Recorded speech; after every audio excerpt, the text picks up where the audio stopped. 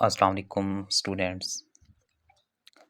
आज हम लोगों ने नेक्स्ट टॉपिक जो डिस्कस करना है वो है ऑस्मो रेगुलेशन। लास्ट टॉपिक में आप लोगों ने होम्योस्टेसिस डिस्कस किया था। होम्योस्टेसिस क्या होता है, वो किस मैकेनिज़्म पे वर्किंग करता है, कौन से उसके कंपोनेंट्स हैं और उसका फीडबैक मैकेनिज़्म भी आपने डिस्कस किया था। अब नेक्स्ट हमारे पास है ऑस्मो रेगुलेशन, ये भी उसी की टाइप है। वहाँ पे क्या था कि एक जनरल टर्म थी कि आपने अपनी बॉडी के इंटरनल कंडीशंस को मेंटेन रखना है। यहाँ पे ऑस्मो रेगुलेशन में स्पेसिफिक हो जाता है कि आपने जो आपके बॉडी का वाटर बैलेंस है और सल्यूट बैलेंस है उसको मेंटेन रखना है। यहाँ हमारे पास टर्म्स यूज़ हुई हैं water and salutes. The maintenance of the balance of water and solutes in the body fluid is called osmoregulation। आपका जो बॉडी फ्लूइड है जैसे कि ब्लड है, इसमें जो आपके वाटर है और जो आपके सोल्यूट्स हैं उनको आपने क्या करना है, मेंटेन रखना है। अब ये मेंटेनेंस आपने रखनी क्यों है, आपकी बॉडी की मेंटेनेंस रखती क्यों है, ये इस चीज़ को इंश्योर करती है कि आपकी बॉडी का जो फ्लूइड है, इंश्योर बॉडी फ्लूइड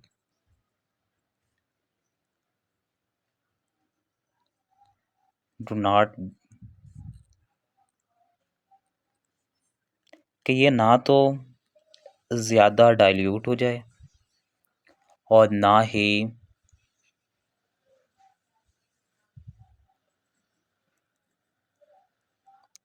ही ज़्यादा कंसंट्रेटेड हो। मतलब इसकी जो बॉडी फ्लूइड की कंसंट्रेशन है वो क्या हो,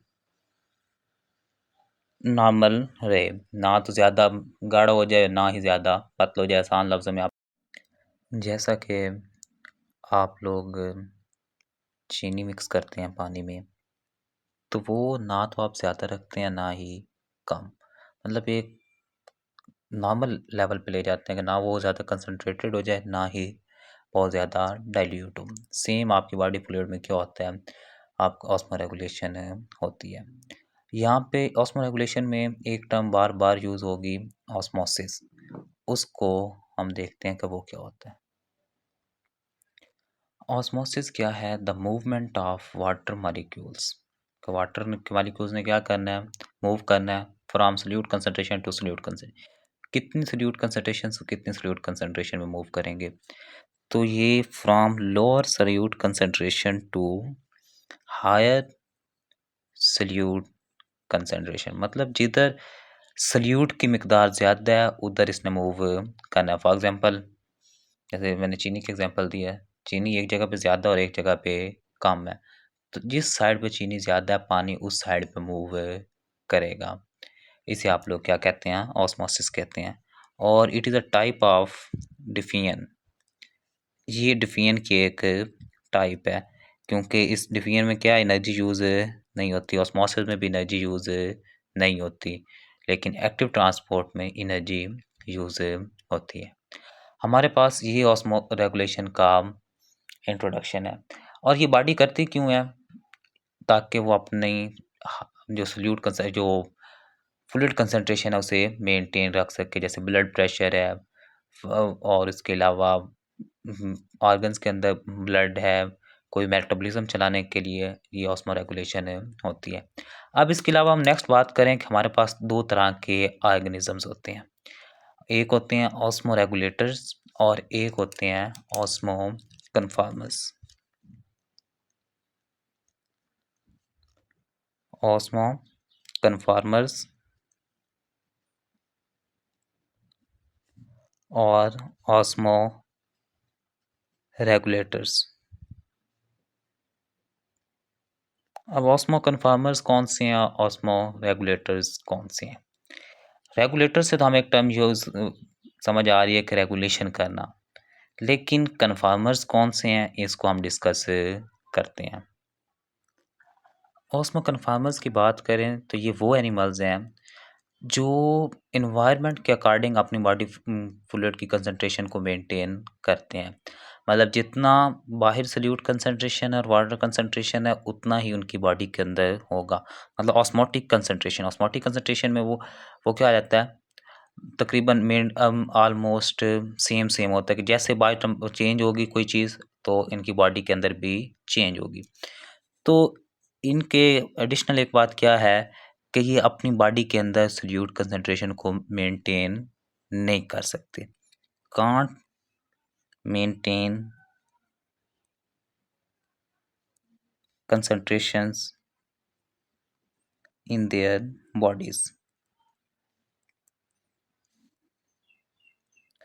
ये अपनी बॉडीज़ के अंदर कंसंट्रेशन को मेंटेन नहीं कर सकते।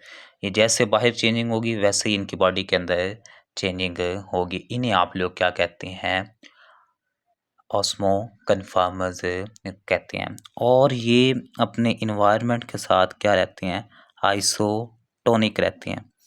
ये आपने अगर टर्म्स 9th में पढ़ी हों, उसमें 9th में ये थी हाइपरटोनिक, हाइपोटोनिक और आइसोटोनिक। हाइपो में क्या होता है, इन्वायरमेंट से concentration body inside the body कम होती है। हाइपर में ज़्यादा होती है अकॉर्डिंग टू इन्वायरमेंट, जबकि आइसोटोनिक में सेम होता है। तो ऑस्मो कन्फर्मर्स क्या रखते हैं, अपनी बॉडी कंसंट्रेशंस और जो इन्वायरमेंट की कंसंट्रेशन है उसे सेम रखते हैं, इसलिए ये क्या होते हैं, आइसोटोनिक कंडीशंस में रहते हैं। अब ये एनिमल्स पाए कहाँ जाते हैं, इसको डिस्कस करते हैं। पहली बात क्या है, इनकी डेफिनेशन ये है कौन से, ये वो एनिमल्स हैं जो क्या करते हैं, अपने इन्वायरमेंट के अकॉर्डिंग अपने बॉडी फ्लूइड को मेंटेन करते हैं और ये इनसाइड द बॉडीज अपनी कंसंट्रेशन मेंटेन नहीं कर सकते और ये अपनी कंसंट्रेशंस को, फ्लूइड कंसंट्रेशन को आइसोटोनिक रखते हैं, मतलब कि अकॉर्डिंग टू इन्वायरमेंट सेम रखते हैं। और अगर बात करें कि ये ऑर्गेनिज्म पाए कहाँ जाते हैं, तो ये ऑर्गेनिज्म पाए जाते हैं कि जहाँ पे स्टेबल इन्वायरमेंट कंडीशन हो, मतलब बार बार चेंज ना हो। जैसे कि आपके पास है मैरीन इन्वायरमेंट, तो मैरीन इन्वायरमेंट में क्या होता है, कंसंट्रेशन ऑलमोस्ट सेम रहती है, वो बार बार चेंज नहीं होती। इसके एग्जांपल्स की बात करें, एग्जांपल्स में क्या है, एग्जांपल्स में इसमें आता है जी all marine invertebrates. Marine environments में जितने भी इनवर्टिब्रेट्स रहते हैं वो सारे के सारे इसमें इंक्लूड्स हैं। इनवर्टिब्रेट्स वो होते हैं जिनमें रीढ़ की हड्डी मौजूद नहीं होती और इसमें कुछ फ्रेश वाटर इनवर्टिब्रेट्स भी इंक्लूड हैं और जो कुछ इसमें वर्टिब्रेट्स भी मौजूद हैं। और वर्टिब्रेट्स की जो एग्जांपल है वो है hagfish, sharks and rays. Invertebrates almost सारे ही वो क्या हैं, ऑस्मो कन्फर्मर्स है, जबकि वर्टिब्रेट्स जो मैरीन वर्टिब्रेट्स हैं उनमें हैगफिश, शार्क एंड रेज वगैरह ये क्या हैं, ये भी ऑस्मो कन्फर्मर्स हैं कि अपनी बॉडी के अंदर अपनी कंसंट्रेशन मेंटेन नहीं करते बल्कि अकॉर्डिंग टू इन्वायरमेंट मेंटेन करते हैं। नेक्स्ट हमारे पास है ऑस्मो रेगुलेटर्स। मैंने पहले भी बताया रेगुलेटर्स वो होते हैं जो रेगुलेशन कर सकते हैं। तो animals that can regulate the concentration of water and solutes in body fluids are osmoregulators, जो अपनी बॉडी के अंदर बॉडी फ्लूइड की कंसंट्रेशन को मेंटेन कर सकते हैं, उन्हें आप लोग ऑस्मो रेगुलेटर्स कहते हैं। ऑस्मो कन्फर्मर्स और ऑस्मो रेगुलेटर्स का एक डेफिनेशन का डिफरेंस अगर आपसे पूछा जाता है तो आप ये डिफरेंस लिखेंगे। दूसरा डिफरेंस ये था कि वो अपनी बॉडी में कंसंट्रेशन को मेंटेन नहीं कर सकते, तो ये इनका दूसरा पॉइंट क्या है, can maintain internal concentration in body despite changes in environment. By जो मर्जी चेंज होता रहे, इन्होंने क्या करना होता है, अपनी बॉडी के अंदर चीज़ों को मेंटेन करना होता है। तो ये इसका second point according to osmoconformers. और इसके लिए ये डिफरेंट मैकेनिज्म यूज़ करते हैं। जैसा कि आपके पास ये एक्टिव ट्रांसपोर्ट को भी यूज़ करते हैं, ये हम नेक्स्ट डिस्कस करते हैं कि एक्टिव ट्रांसपोर्ट कहाँ पे यूज़ हो रही है। इसके अलावा बात करें हम अकुमुलेशन ऑफ साल्ट, ये साल्ट्स को अकुमुलेट कर लेते हैं। ये सारी बातें हम लोग डिस्कस करते हैं। वाटर कंजर्वेशन, वाटर को कंजर्व कर लेना।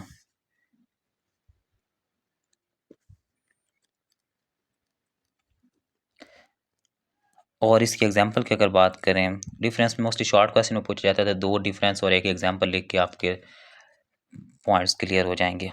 एग्जांपल में बात करें तो ये वर्टिब्रेट्स, जितने भी वर्टिब्रेट्स एक्वाटिक एनवायरनमेंट में रहते हैं वो सारे क्या हैं, ऑस्मो रेगुलेटर्स हैं।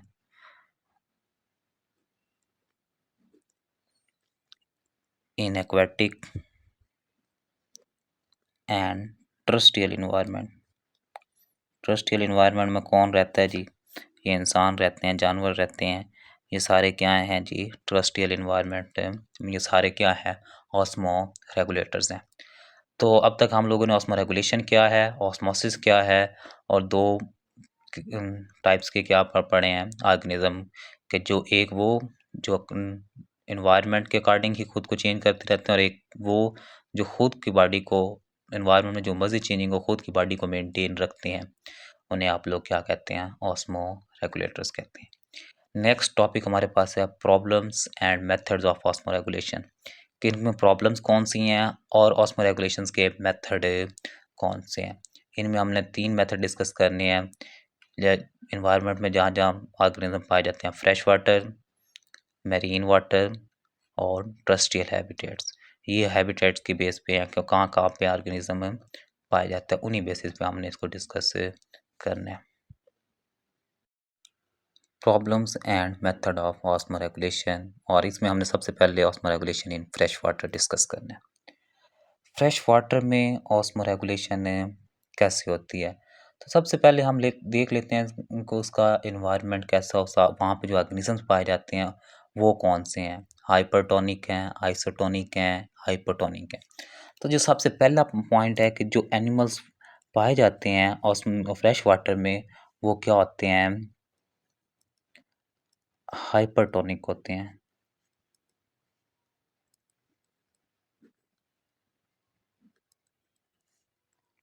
हाइपरटोनिक का मतलब क्या है कि उनमें सल्यूट कंसंट्रेशन क्या होती है, ज़्यादा होती है as compare to environment.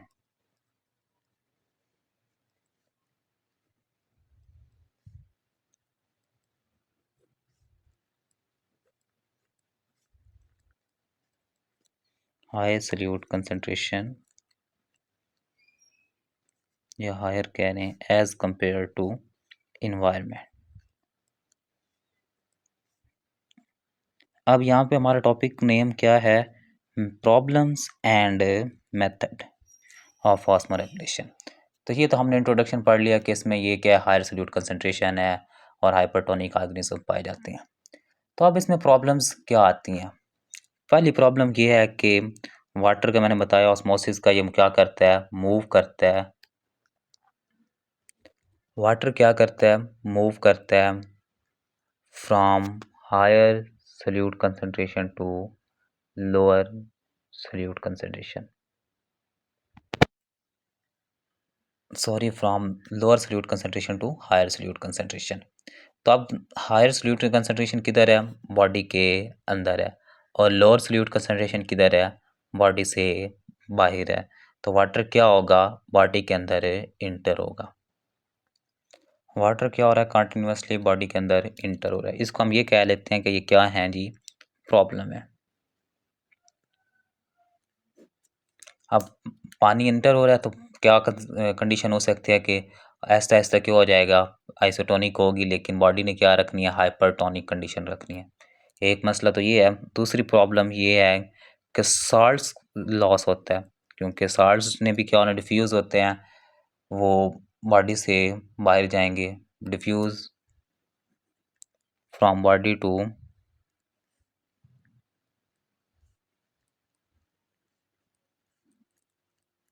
Environment, मतलब ये अपने क्या करते हैं, हायर कंसंट्रेशन से लोअर कंसंट्रेशन की तरफ साल्ट्स वगैरह मूव करते हैं। डिफिजन का यही है ना, the movement of molecule from higher concentration to lower concentration. तो ये मूव करेंगे। तो ये हमारे पास दो बड़े मसले हैं ऑस्मोरेगुलेशन इन फ्रेश वाटर के। अब इसके लिए कौन सा मेथड अपनाया जाता है उसको डिस्कस करते हैं। मेथड में अगर बात की जाए किसको के लिए क्या किया जाता है, पहले बात की जाती है वाटर के लिए। तो एनिमल्स क्या करते हैं, उसे प्रिवेंट करते हैं, रोकते हैं। They prevent water from entering. पहली बात है कि वो उसे इंटर होने से रोकते हैं। लेकिन अगर वो इंटर हो जाए तो उसे वो क्या करते हैं, एलिमिनेट करते हैं, एलिमिनेट एक्सेस वाटर।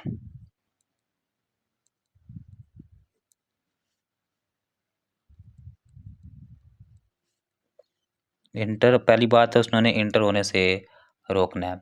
और अगर इंटर हो जाता है तो फिर उसे क्या करते हैं, एलिमिनेट करवाते हैं। और एलिमिनेट करवाने के लिए वो क्या करते हैं, produce large volume of diluted urine. मतलब उसमें साल्ट्स कम होंगे और पानी ज़्यादा होगा, डाइल्यूट यूरिन प्रोड्यूस करवाते हैं ताकि एक्स्ट्रा पानी रिमूव हो सके। ये तो हमारा एक मेथड का हल है, एक मसले का हल है वाटर वाले। साल्ट्स के लिए क्या करते हैं, साल्ट्स के लिए ये क्या करवाते हैं, एक्टिव ट्रांसपोर्ट करवाते हैं।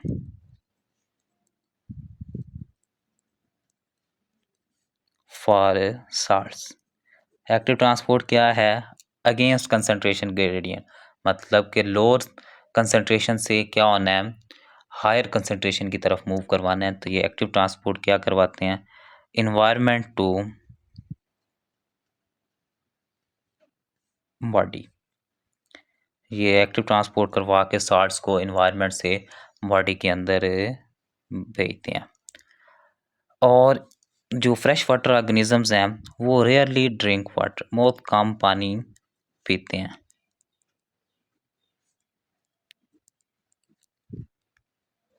अब अगेन इसको हम रिपीट कर लेते हैं कि एनिमल्स फ्रेश वाटर में जो पाए जाते हैं वो क्या है, हाइपरटोनिक हैं।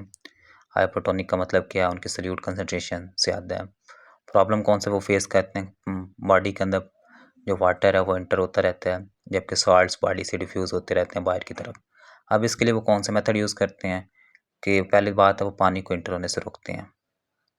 They prevent water from entering. फिर उसके बाद एक्सेस वाटर को एलिमिनेट करते हैं। कैसे, produce large volume of diluted urine. Active transport करवाते हैं साल्ट्स के लिए ताकि एनवायरनमेंट से वो बॉडी की तरफ आएँ, जबकि पानी को बहुत कम पीते हैं। ऑस्मोरेगुलेशन इन मैरीन वाटर्स की अगर हम बात करें तो ये क्या होते हैं, most marine animals are hypotonic. Animals in marine environment are hypotonic. पहली बात तो ये है, फ्रेश वाटर से ये डिफरेंस है इसका। सेकंड बात क्या है, हाइपोटोनिक का मतलब क्या होता है, उसमें जो वाटर का सल्यूट कंसंट्रेशन है वो have lower solute concentration as compare to environment.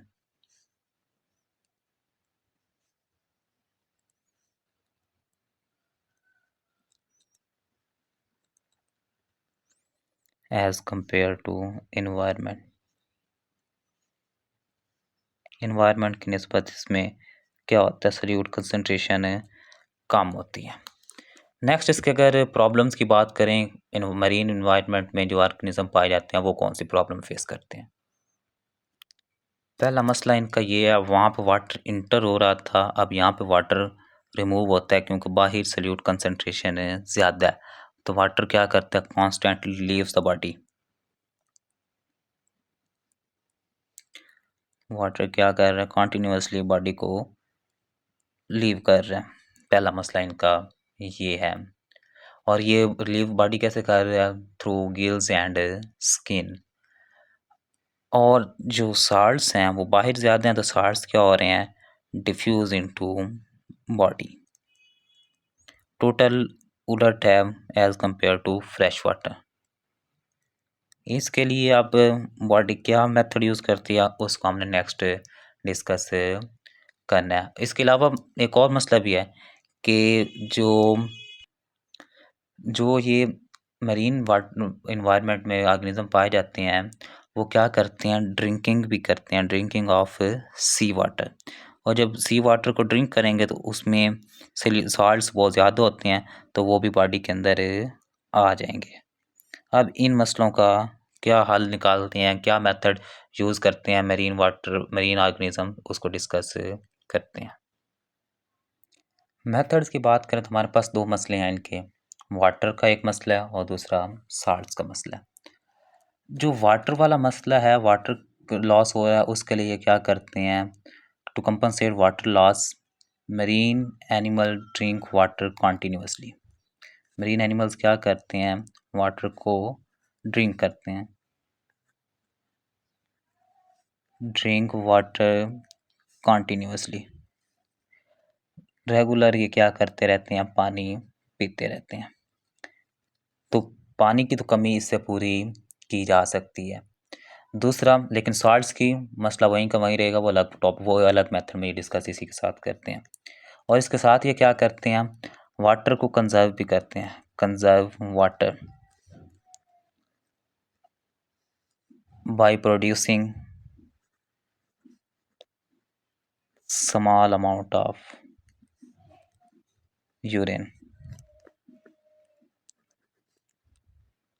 बिल्कुल कम अमाउंट में यूरिन प्रोड्यूस करके ये क्या करते हैं, और वो यूरिन क्या होता है, कंसनट्रेटेड होता है, उसमें सॉल्यूट कंसनट्रेशन क्या होती है, ज़्यादा होती है। कंसनट्रेटेड यूरिन प्रोड्यूस करते हैं और वो बिल्कुल वेरी स्मॉल अमाउंट में प्रोड्यूस करते हैं। ये मसला यहाँ पे तो हल होता है जी किसका, पानी का। लेकिन इसके अलावा अगर हम बात करें तो बॉडी को साल्ट्स का मसला है कि साल्ट्स बहुत ज़्यादा हैं, साल्ट्स को रिमूव करवाना है। तो वहाँ पे साल्ट्स के लिए क्या करते हैं, फ्रेश वाटर में साल्ट्स को इंटर करवाने के लिए इसने एक्टिव ट्रांसपोर्ट की थी, यहाँ पे साल्ट्स को रिमूव करवाने के लिए एक्टिव ट्रांसपोर्ट करते हैं ऑर्गेनिज्म। साल्ट्स के लिए इनके पास स्पेशल क्लोराइड सेल्स होते हैं गिल्स में, जो क्या करते हैं, एटीपी यूज़ करते हैं, एनर्जी यूज़ करते हैं ताकि साल्ट्स को बॉडी से बाहर रिमूव किया जा सके। इसके अलावा ये किडनी के थ्रू भी क्या करते हैं, एक्सेस साल्ट को रिमूव करते हैं।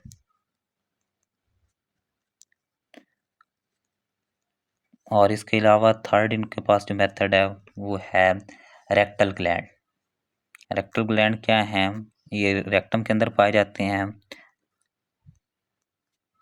और ये क्या करते हैं, excess special salts excreting gland है जो साल्ट्स को एक्सक्रीट करते हैं। आपसे रेक्टल ग्लैंड पूछ रहा था, व्हाट इज रेक्टल ग्लैंड, तो आप बताएंगे there is a specialized salts excreting glands in rectum that is called rectal gland। और इसके एग्जांपल्स की अगर बात करें तो ये आप लोग पीछे डिस्कस कर चुके हैं, मरीन वाटर में, मरीन एनवायरनमेंट में ये फिशेस वगैरह ही पाई जाती हैं, वर्टिब्रेट्स ही पाए जाते हैं। और ये क्या करते हैं, ये ग्लैंड्स क्या करते हैं, जो साल्ट्स हैं उसको ब्लड से निकाल के भेज देते हैं डाइजेस्टिव ट्रैक्ट में, और डाइजेस्टिव ट्रैक्ट से ये फीसेस के थ्रू रिमूव हो जाते हैं विद फीसेस, ये फीसेस के साथ बॉडी से रिमूव हो जाते हैं। तो ये इस तरीके से ये क्या करते हैं, अपने जो कंसंट्रेशन है, सोल्यूट कंसंट्रेशन, उसको मेंटेन रखते हैं। पहली बात, पानी ज़्यादा पीते हैं और पानी को कंजर्व भी करते हैं, कैसे, कम यूरिन प्रोडक्शन करके। और स्पेशलाइज्ड क्लोराइड सेल्स होते हैं गिल्स में, जो वो एनर्जी यूज़ करते हैं और साल्ट्स को बॉडी से रिमूव करते हैं। किडनी के थ्रू भी रिमूव करते हैं, जबकि रेक्टल ग्लैंड के थ्रू भी ये रिमूव करते हैं। ऑस्मोरेगुलेशन इन टर्रेस्ट्रियल हैबिटेट्स। टर्रेस्ट्रियल हैबिटेट में क्या होता है, जो टर्रेस्ट्रियल एनिमल्स हैं उनमें जो वाटर लॉस है, लॉस वाटर बाय इवेपोरेशन, सबसे पहला मसला जो उनमें होता है वो इवेपोरेशन के थ्रू क्या होती है, उनसे वाटर लॉस होता है। और वो रेस्पिरेटरी सरफेस से भी हो सकता है, थ्रू रेस्पिरेटरी सरफेस,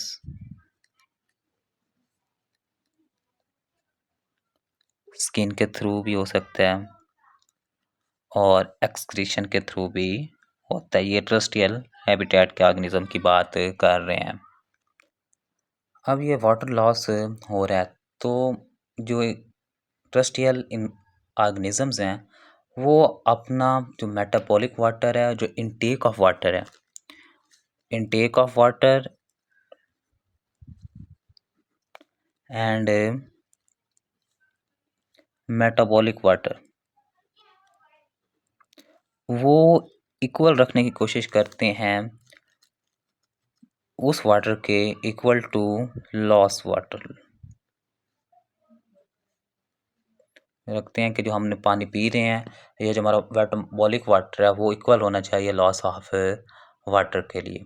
अब इन चीज़ों को मेंटेन रखने के लिए ऑर्गेनिज्म के पास डिफरेंट अडॉप्टेशंस हैं, एनाटॉमिकल अडॉप्टेशंस भी है, फिजियोलॉजिकल भी है और इसके अलावा बिहेवियरल भी है। वन बाय वन इनको डिस्कस कर लेते हैं कौन कौन से अडॉप्टेशंस ये यूज़ करते हैं। एनाटॉमिकल अडॉप्टेशन की अगर बात करें तो ये इनकी जो स्किन होती है वो इम्परमेएबल होती है। ये हैव इम्परमेएबल वो ऑर्गेनिज्म जिनके पास एनाटॉमिकल अडॉप्टेशन है, उनकी जो स्किन है वो क्या है, इम्परमेएबल है, हैव इम्परमेएबल आउटर लेयर्स। ये आउटर लेयर इसलिए है क्यों, टू प्रिवेंट वाटर लॉस। ये अपने वाटर लॉस को क्या करते हैं, रोकने के लिए, स्किन से वाटर लॉस ना हो। इसके लिए एग्जांपल की अगर हम बात करें कि एग्जांपल में कौन-कौन से ऑर्गेनिज्म हैं, जैसे कि हमारे पास इंसेक्ट्स हैं, इनकी क्या होती है स्किन पे क्या होते हैं, वैक्स स्किन होती है। इंसेक्ट्स हैव वैक्सी एक्सोस्केलेटन, जिसकी वजह से इनसे जो आउटर लेयर है वहाँ से वाटर लॉस नहीं होता। एक ये बात हो गई। दूसरी हमारे पास ऑर्गेनिजम्स हैं रेप्टाइल्स।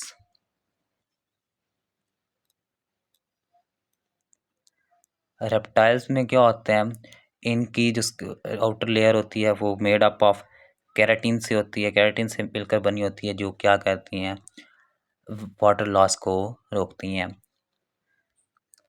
थर्ड, मैमल्स और बर्ड्स में एनाटॉमिकल अडॉप्टेशन की बात करें तो उनमें क्या है, उनकी जो आउटर लेयर है वो डेड केराटिनाइज स्किन सेल से मिलकर बनी होती है, जबकि इस स्किन सेल में उनमें ऑयल सिक्रीटिंग ग्लैंड्स भी होते हैं। तो ये ऑस्मोरेगुलेशन इंडस्ट्रियल हैबिटेट्स में हमने एनाटॉमिकल अडॉप्टेशन पढ़ी। इसके बाद हम लोग डिस्कस करते हैं फिजियोलॉजिकल अडॉप्टेशन क्या है, उनके फंक्शनिंग की बेस पे क्या अडॉप्टेशन है। इसके अलावा हम बात करें फिजियोलॉजिकल अडॉप्टेशंस की तो इसमें किडनी मेन रोल प्ले करता है। अब किडनी क्या करता है, हमारे पास 3 तरह के प्रोडक्ट बनते हैं जब ये एक्सक्रीशन प्रोसेस होता है, अमोनिया, यूरिया और यूरिक एसिड। तो ये वाटर रिटेन करने के लिए अमोनिया को कन्वर्ट कर देता है यूरिया में, और अगर इतना भी पानी नहीं है यूरिया को रिमूव करने के लिए तो वो यूरिक एसिड में कन्वर्ट कर देता है। ज़्यादा पानी चाहिए अमोनिया को रिमूव करवाने के लिए, उससे काम यूरिया के लिए और उससे काम यूरिक एसिड के लिए। तो किडनी क्या करता है, वाटर को रिटेन रखने में हेल्प करता है। तो ये हमारे पास क्या है, फिजियोलॉजिकल अडॉप्टेशन है। यूरिया, अमोनिया और यूरिक एसिड, इसको हम नेक्स्ट डिस्कस करते हैं कि इसके लिए कितना वाटर चाहिए और कौन से ऑर्गेनिज्म इसको रिमूव करते हैं, कौन से एक्सक्रीट करते हैं। थर्ड हमारे पास है बिहेवियरल अडॉप्टेशन, के बिहेवियर के थ्रू कौन से अडॉप्टेशन शो करते हैं। बिहेवियरल अडॉप्टेशन की बात करें कि जो डेजर्ट एनिमल्स हैं उनको वाटर लॉस बहुत ज़्यादा हद तक रोकना होता है ताकि उनको वाटर की कमी ना हो। तो इसके लिए वो क्या होते हैं, सारा दिन अंडरग्राउंड रहते हैं। क्यों अंडरग्राउंड रहते हैं, ताकि वो क्या कर सकें, अवॉइड इवेपोरेशन, अवॉइड इवेपोरेशन से क्या हो सकें, बच सकें। ये उनका डेजर्ट एनिमल्स का एक बिहेवियर अडॉप्टेशन है। और ये फिर निकलते कब हैं, इमर्ज इनटू इन नाइट। और नाइट टाइम ये क्या करते हैं, जब रात ठंडी हो जाती है उस वक्त ये निकलते हैं और अपना खुराक हासिल करते हैं। और ये फिर खाते क्या हैं, ये सीड्स खाते हैं।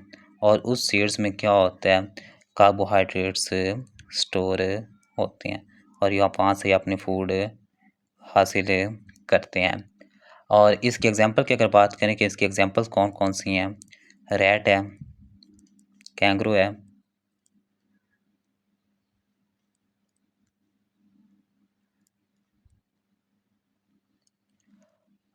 और ये जो रैट और कैंगरू हैं ये मोस्टली जो सर्वाइव करते हैं ये अपने मेटाबॉलिक वाटर पे सर्वाइव करते हैं। Survive on metabolic water. Metabolic water कौन सा है, जो उनके मेटाबॉलिज्म के रिजल्ट के जब अब सेलुलर रेस्पिरेशन होती है उसका रिजल्ट में जो वाटर प्रोड्यूस होता है उसे आप लोग क्या कहते हैं, मेटाबॉलिक वाटर कहते हैं। अब ऑस्मोरेगुलेशन इंडस्ट्रियल हैबिटेट्स में हमने 3 अडॉप्टेशन पढ़े, एनाटॉमिकल अडॉप्टेशन, फिजियोलॉजिकल अडॉप्टेशन और बिहेवियरल अडॉप्टेशन। अब हमने फिजियोलॉजिकल अडॉप्टेशन में 3 चीज़ें डिस्कस की हैं, यूरिया, यूरिक एसिड और अमोनिया। हमने इनको देखना है कि ये कौन से ऑर्गेनिज्म प्रोड्यूस करते हैं और इसके लिए कितना वाटर चाहिए रिमूव करने के लिए, उसको डिस्कस करते हैं। Nature of excretory products in relation to habitat. Habitat के अकॉर्डिंग कौन कौन से प्रोडक्ट्स हो सकते हैं उनको डिस्कस करते हैं। सबसे पहली बात यह है कि जो ऑस्मो रेगुलेशन है ना, ये डायरेक्टली रिलेट है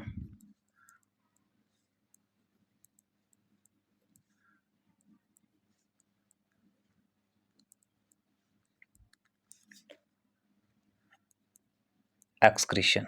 जो ये ऑस्मो रेगुलेशन है ये डायरेक्टली रिलेट है किससे जी, एक्सक्रीशन पे। और एक्सक्रीशन में ना आपके पास नाइट्रोजनस वेस्ट होते हैं और वो नाइट्रोजनस वेस्ट डिफरेंट टाइप्स के होते हैं।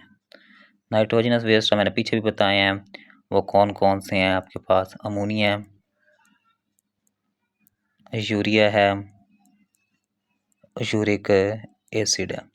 अब इनको रिमूव करवाने के लिए हमें क्या चाहिए, पानी चाहिए, रिक्वायर वाटर टू रिमूव। अब ये डिफरेंट इन्वायरमेंट में डिफरेंट तरीके से रिमूव होते हैं, तो इनको हम वन बाय वन डिस्कस करते हैं। अमोनिया कैसे रिमूव होगा, यूरिया, यूरिक एसिड। तो सबसे पहले हम अमोनिया को डिस्कस करते हैं। अमोनिया की बात करें तो इसका जो फार्मूला है वो NH3 है।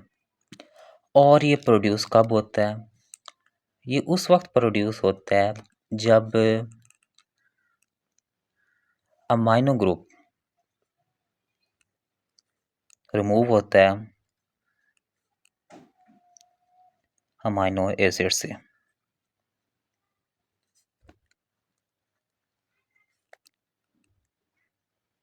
अमाइनो एसिड से रिमूव होता है या न्यूक्लिक एसिड से आप बात कर लें कि ये, या न्यूक्लिक एसिड से रिमूव होता है। और ये अमाइनो ग्रुप कंबाइन कर जाए हाइड्रोजन से,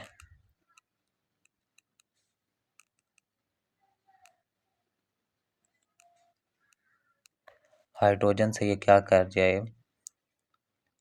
कंबाइन कर जाए, तो ये क्या बना देता है, अमोनिया बना देता है। अब ये जो अमोनिया बन गया है ये क्या है, हाईली टॉक्सिक है, बहुत ज़्यादा नुकसानदेह है। और ये सारा प्रोसेस हुआ कहाँ पे है, इन लीवर, ये सारा लीवर में प्रोसेस हुआ है और ये क्या है, टॉक्सिक है। अब इस 1 ग्राम, अगर फॉर एग्जांपल ये 1 ग्राम है अमोनिया का, उसको रिमूव करवाने के लिए हमें 500 ml रिक्वायर्ड है वाटर।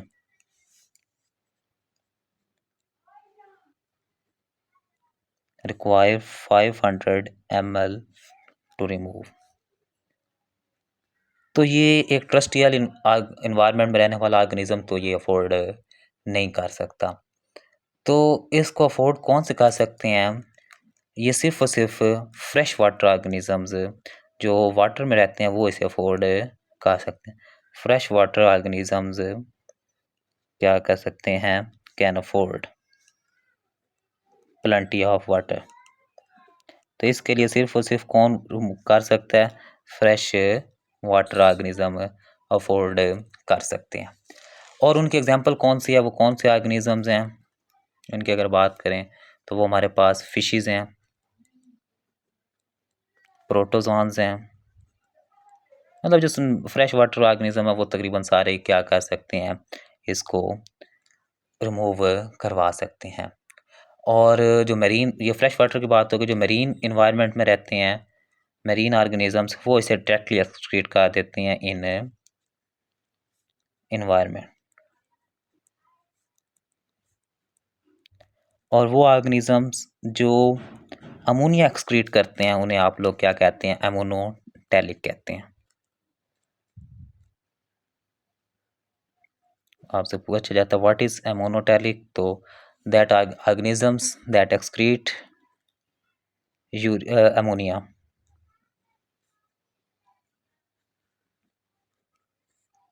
The organism या animals that excrete ammonia, that is called एमोनोटैलिक।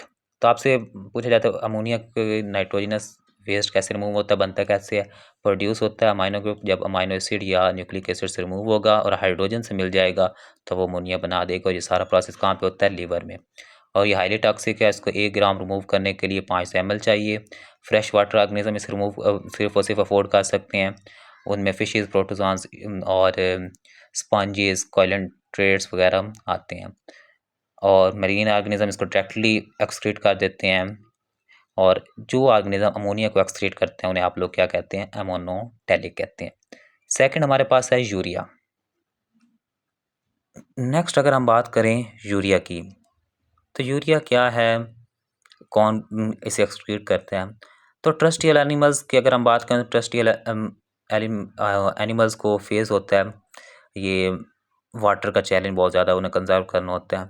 अब इसके लिए वो अमोनिया को तो एक्सक्रीट करना अफोर्ड नहीं कर सकते, तो फिर क्या होता है, लीवर में, उनके लीवर में वो ऑर्गेनिज्म जो यूरिया को एक्सक्रीट करते हैं उनके लीवर में अमोनिया को यूरिया में कन्वर्ट किया जाता है। और यूरिया क्या है, लेस टॉक्सिक है। और फिर भी 1 ग्राम यूरिया को रिक्वायर होता है 50 ml वाटर रिक्वायर्ड होता है ताकि उसे डाइल्यूट करके नॉन टॉक्सिक लेवल पर लाया जा सके। और वो ऑर्गेनिजम्स जो क्या करते हैं, यूरिया को एक्सक्रीट करते हैं, उन्हें आप लोग क्या कहते हैं, यूरियोटैलिक कहते हैं। अमोनोटैलिक वो थे जो अमोनिया एक्सक्रीट करते थे। इसके बाद हमारे पास जो लास्ट वाला टॉपिक है वो है यूरिक एसिड। यूरिक एसिड की अगर बात करें कि बहुत से एनिमल्स, जैसा कि हमारे पास है insects, birds and reptiles, face extreme shortage of water या एक्सट्रीम कंजर्वेशन ऑफ वाटर। उन्हें पानी स्टोर करने के लिए बहुत ज़्यादा चैलेंज होता है। अब इतने ज़्यादा कंडीशन के अंदर वो यूरिया को भी रिमूव करने के लिए उनके पास वाटर अवेलेबल नहीं होता। और वो क्या है, कांट अफोर्ड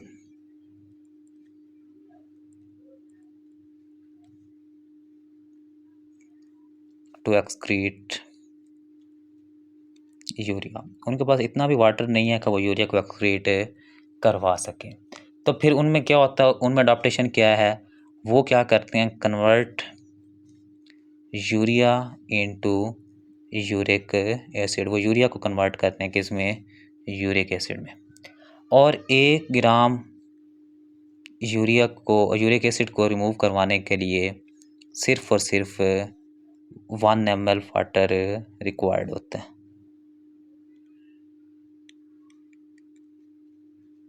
तो ये वो अफोर्ड कर सकते हैं।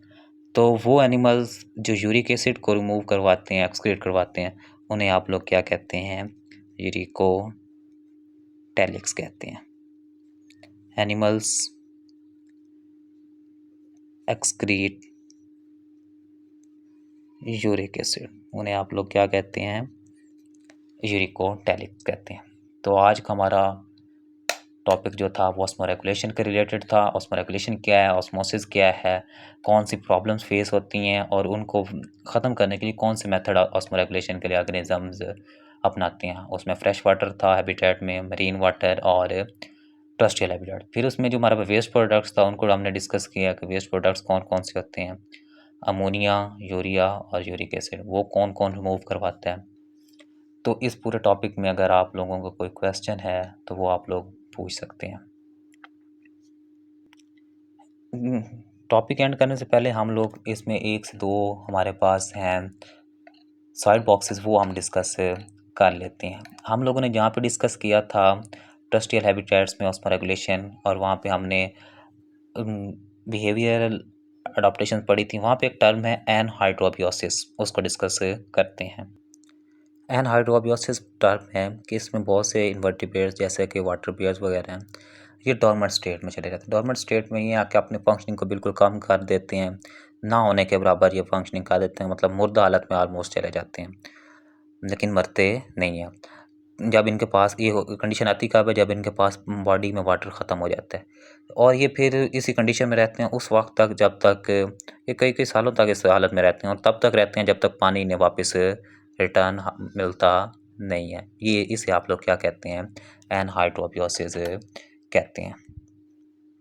और एक साइड बॉक्स और है, वो है हमारा यूरिक एसिड के रिलेटेड। क्या ह्यूमन के अंदर यूरिक एसिड प्रोड्यूस होता है स्मॉल अमाउंट में, और जिसको क्या किया जाता है, रिमूव कर दिया जाता है यूरिन के थ्रू। और ये यूरिक एसिड प्रोड्यूस कैसे होता है, ये बाई प्रोडक्ट ऑफ प्यूरिन्स है। और प्यूरिन्स क्या है, ये मीट में पाई जाती है, आपके वेजिटेबल्स में मोस्टली पाए जाते हैं। नॉर्मली ये जब प्रोड्यूस होता है तो इसे क्या कर दिया जाता है, रिमूव कर दिया जाता है, और ये लीवर में प्रोड्यूस होता है।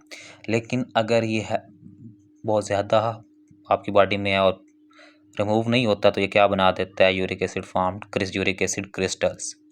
और ये यूरिक एसिड क्रिस्टल बनते कहाँ पे हैं, जॉइंट्स में और टिश्यूज़ में। और ये फिर उसके ये एक बहुत पेनफुल कंडीशन है जब ये यूरिक एसिड क्रिस्टल बन जाते हैं, कि पेनफुल कंडीशन है इसके लिए। फिर ये मोस्टली जिसको आप लोग एक बीमारी का नाम दिया जाता है गाउट, और ये मोस्टली क्या होती है, फीमेल्स में होती है।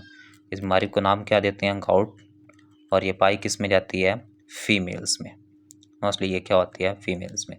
तो यहाँ तक कोई क्वेश्चन हो तो आप लोग कमेंट सेक्शन में पूछ लें, वीडियो को लाइक और चैनल को सब्सक्राइब कर लें।